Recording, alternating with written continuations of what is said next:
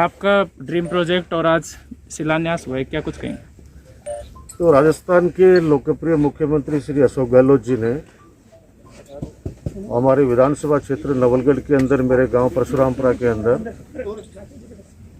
और श्री राजीव गांधी जो देश के हमारे पूर्व प्रधानमंत्री, उनके नाम से एक खेल स्टेडियम के लिए इस बार बजट में घोषणा की।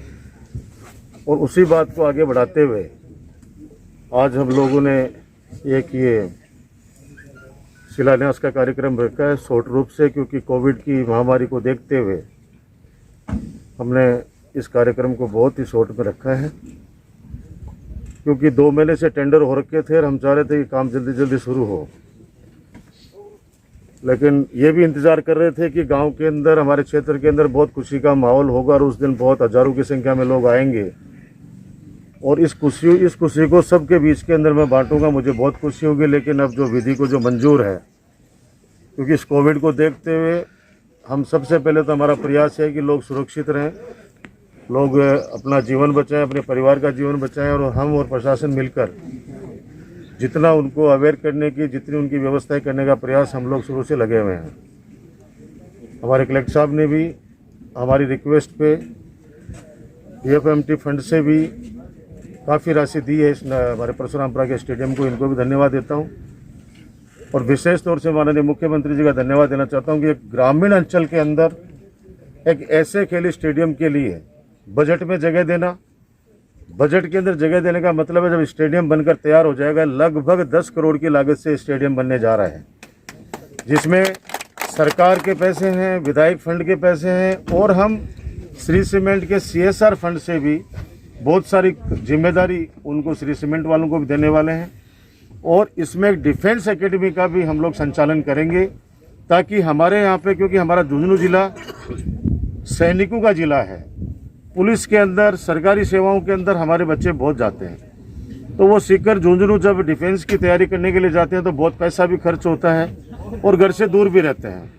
अब हमने ये निर्णय लिया, हम सब साथियों ने मिलकर निर्णय लिया है कि डिफेंस एकेडमी यहाँ पे चलाएंगे। बच्चों को बहुत नॉमिनल चार्ज पे उनको हम लोग रेजिडेंस की व्यवस्था भी करेंगे और पढ़ने की और खेलने कूदने की सारी व्यवस्थाएं करेंगे, क्योंकि बहुत से ऐसे लोग हैं जो गरीब लोग हैं, उनके माता पिता की आर्थिक स्थिति ठीक नहीं है, तो अपने बच्चों को वो भेज नहीं सकते, तो हम सारी व्यवस्था उनको इस यहाँ पे परशुरामपुरा के अंदर उपलब्ध कराएंगे।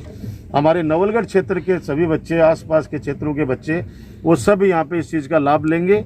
और जो हमारे सेवानिवृत्त जो फौजी भाई हैं, जिसमें कर्नल से लेके हमारा जो फौजी भाई है, उन सब ने मुझे विश्वास दिलाया कि आप तो चालू करो, हम लोग हमारी सेवाएं आपके इस डिफेंस एकेडमी में देंगे।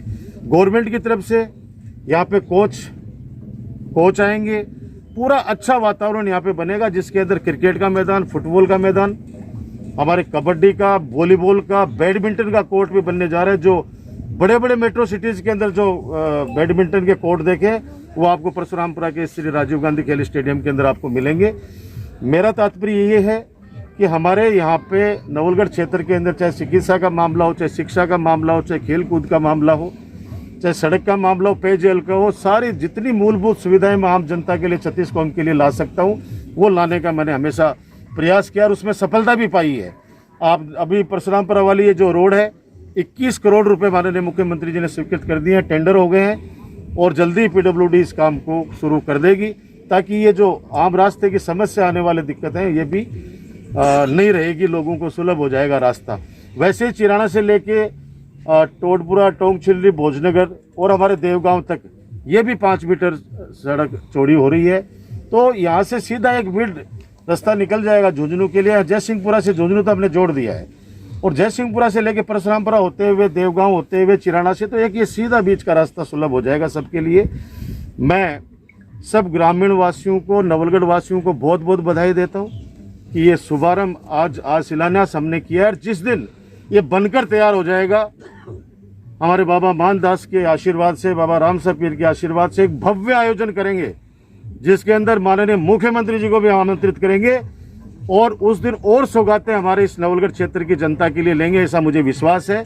मैं आप सबसे अपील करना चाहता हूं आपके माध्यम से, क्योंकि जिस प्रकार से हमारे प्रशासनिक अधिकारी, हमारे मेडिकल सेवा के अधिकारी, हमारे जल सेवा के अधिकारी, हमारे बिजली विभाग के अधिकारी, यानी हर वो कर्मचारी वर्ग जो अपनी जान जोखिम में डालकर लोगों को बचाने का प्रयास कर रहा है, उन सबको भी धन्यवाद देते हुए माननीय जनता से, आम लोगों से अपील करना चाहता हूं कि आप लोग घर में रहें, स्वस्थ रहें, सुरक्षित रहें और अपनी विल पावर को स्ट्रोंग रखें। माननीय मुख्यमंत्री जी का हमारा सपना है कि कोई व्यक्ति भूखा सोएगा नहीं, उठेगा जरूर भूखा, लेकिन सोने हम भूखा नहीं देंगे।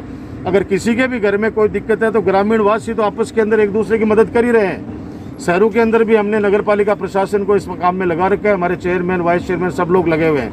लेकिन फिर भी अगर कहीं आप लोगों को लगता हो कि कोई व्यक्ति इस लॉकडाउन की वजह से किसी घर के व्यक्ति का चूल्हा नहीं जल रहा है, तो हम जिम्मेदारी लेते हैं कि हम तक वो बात पहुंचाएं, उस घर तक राशन भी पहुंचेगा और उस व्यक्ति की हर तरीके से मदद होगी। धन्यवाद। जय हिंद। प्रकार से सर, क्योंकि जिला प्रशासन की भी एक बड़ी भूमिका रही है सर। झुंझुनू जिले में एक बहुत बड़ा स्टेडियम बन रहा है, माननीय विधायक साहब ने जैसे आपको अभी बताया है, और मैं सोचता हूं कि आसपास के जो ज़िले हैं वहाँ के जो बच्चे हैं तैयारी करने के लिए यहाँ आएंगे। इसके लिए जो भी फंड्स की व्यवस्था है, जैसे आपने फरमाया, उसके अलावा डीएमएफटी फंड से भी करीब 1.42 लाख रुपए दिया है। ज़रूरत के हिसाब से, फंड्स अवेलेबिलिटी के हिसाब से, और उस पर कमेटी के सामने रखेंगे, माननीय मंत्री साहब के सामने रखेंगे।